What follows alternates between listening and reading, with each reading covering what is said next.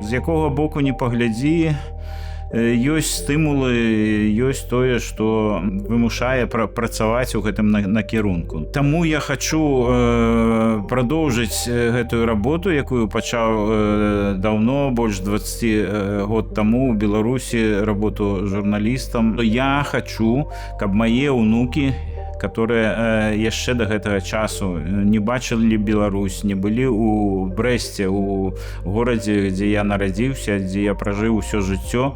Я хачу з імі пахадзіць па гэтым горадзе, па гэтым прыгожым горадзе, які я люблю. Для мяне гэта вельмі вялікая матывацыя.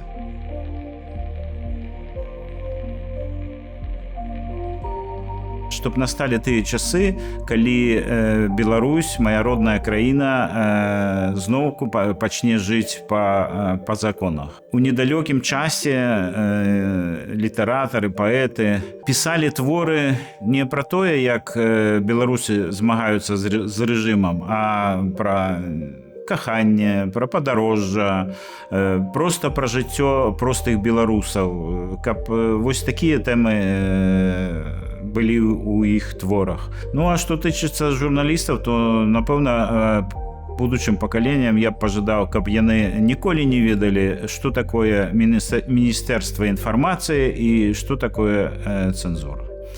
Таму што журналісты павінны быць свабоднымі людзьмі і павінны казаць людзям праўду.